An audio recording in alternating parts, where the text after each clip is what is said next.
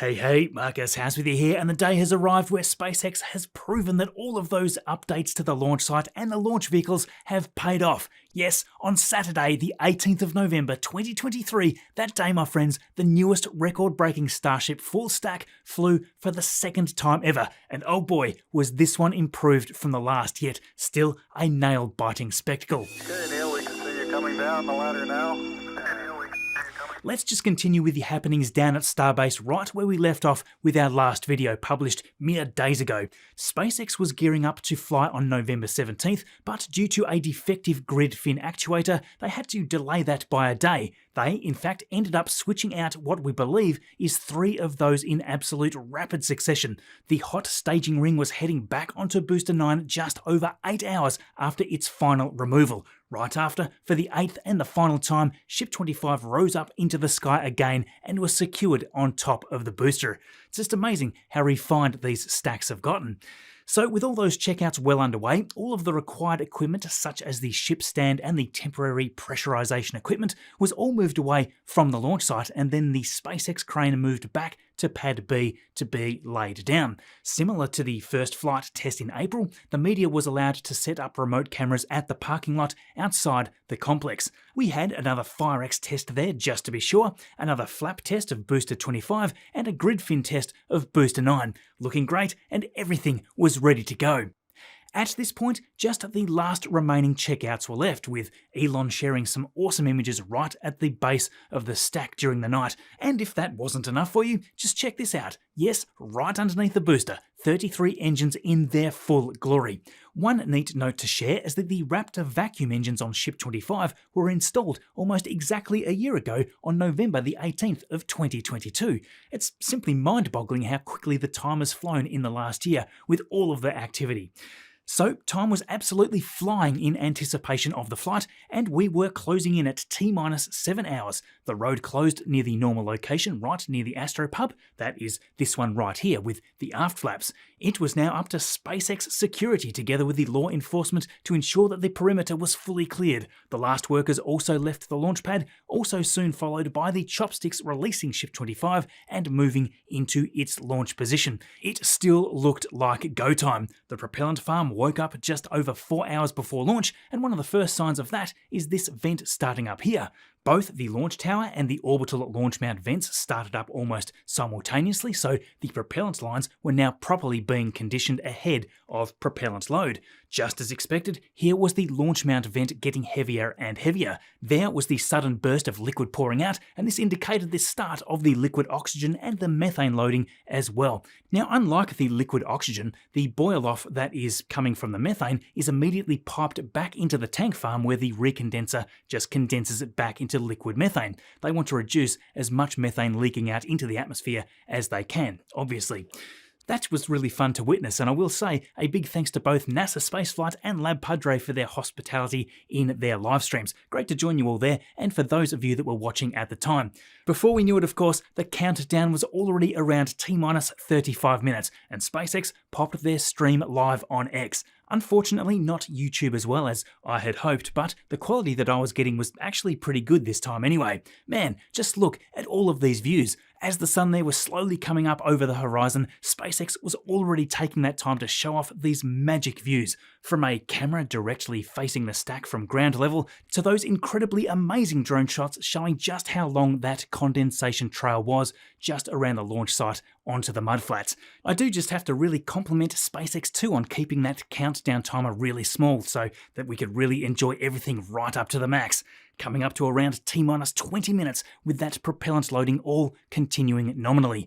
They were tracking no issues whatsoever on the vehicle itself, just some boats that were inside the range, so thankfully all that had been resolved before the flight. Just a few minutes later, John Insprucker, streaming away here happily, confirmed that the hold down clamps at the booster skirt had been commanded to unlatch, meaning that once the rocket had enough thrust to overcome its weight, it would immediately lift off from the pad. T-minus 90 seconds and SpaceX performed the last thrust vector control checks on all 13 gimbaling Raptor engines on the booster. That was a terrific shot of that caught on the stream here. Continuing on towards the important pole at T-minus 40 seconds, at first it looked like they had continued straight through to launch rather than holding. However, the counter reversed and they had a brief hold due to a minor issue that they were sorting out. Unlike a typical Falcon 9 launch, SpaceX had a nice comfortable hold opportunity here. When the window allows it, they can actually hold here up to 30 minutes. Of course, with this launch window being only 20 minutes, they would have only been able to hold for around 15 minutes or so before a scrub. Fear not though, because in no time the countdown kicked back off. The hopes were high and the tension in the air was extreme as they hit that final 10 seconds. There goes the water deluge system at T-minus 5, and then combine that with the power of every single one of those 33 Raptor engines just seconds later. Just check this out. We got liftoff.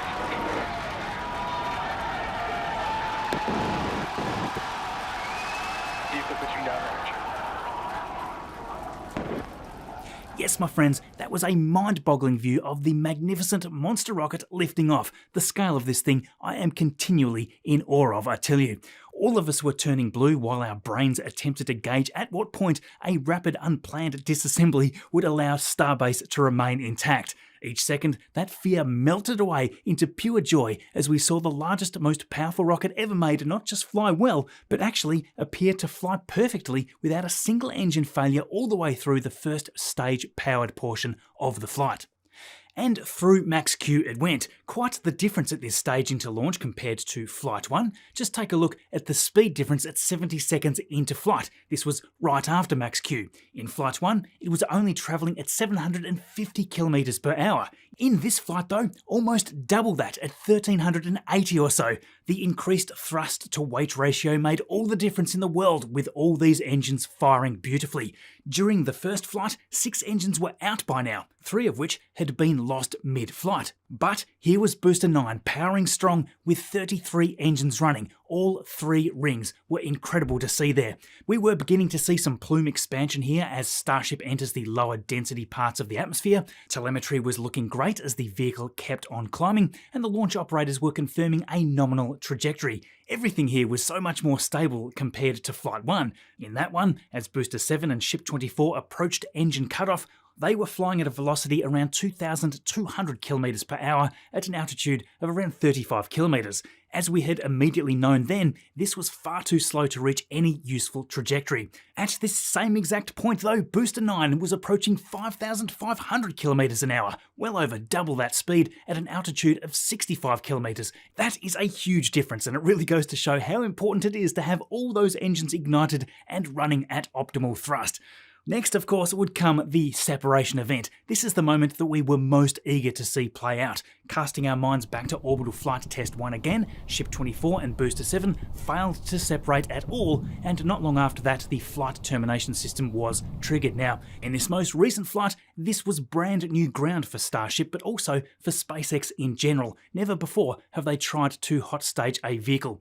Our focus naturally shifted to the new hot staging ring and the booster's main engines. There was the call for the booster engine cutoff. The outer 2 rings of the booster's Raptor engines then proceeded to shut down. As you can all see, this wasn't just a sudden cutoff like I expected it might be, but let's just slow this right down and watch the engine diagram. This shutdown regime looked kind of like some sort of collapsing star or something. Not only beautiful to watch, but super smart. By staggering the shutdown like this, it would drastically draw out the normally quite violent change in acceleration. All very handy when you are dealing with such a massive volume of liquid propellants, and any sort of water hammer effect and just general stress on the vehicle would be reduced a great deal. Only the center engines remained firing to sustain a relatively small amount of thrust there now, and the main reason to do this is because it means that there is no other ullage propulsion needed to keep the propellant settled in the bottom of the tanks. The display in the bottom of the right indicated that the Raptor vacuum engines had ignited, very quickly followed by the center Raptor engines. That was a slight tease actually, as the live stream itself was just a tad behind. But then look at that! What a shockwave that ripped through the sky as Ship 25 propelled itself away from Booster 9 and off to continue onto its flight path. We can now follow the booster's journey here first, as we can see the second ring of Raptors reignite to provide maximum gimbal for the flip maneuver and, at the same time, kick off the boost backburn. Now what you can see is that one of the Raptors failed to ignite. This was really the first sign of something going wrong with the engines since the beginning of the flight. It was nearly instantly followed by another 3 also shutting down. After what looked like an attempt to get into the correct attitude for the remainder of the boost backburn, a bunch of other engine failures, and the final rapid unscheduled disassembly. Ouch! I can't wait to see more about what actually led to this. Let's just take a look at the disintegrating skirt section. In the last frame or so before the booster is little more than a cloud of debris, we see this eruption start at the very bottom of the methane tank, which leads us to speculate that this was probably the flight termination system kicking into action. So, with Ship 25 having long left the chaos far behind, and with all 6 of its engines performing well, it appeared to maintain a great trajectory for a further 4 minutes or so, accelerating up to over 24,000 km per hour. Most of the way to orbital velocity, but sadly a new problem. Everything seemed to be going smoothly until here at about T plus 8 minutes. All 6 of the engines seemed to cut off instantly, certainly earlier than expected. Seconds later, what looked to be an explosion. We assume that again the ship's flight termination system for whatever reason destroyed it. The ship looked to have disappeared, SpaceX had lost the signal, and it had become quite clear pretty quickly that this had been the end of Ship 25's orbital flight test attempt. Now, if that hadn't happened and everything performed as expected, the ship would have hopefully re-entered in a controlled manner and then splashed down in the Pacific Ocean.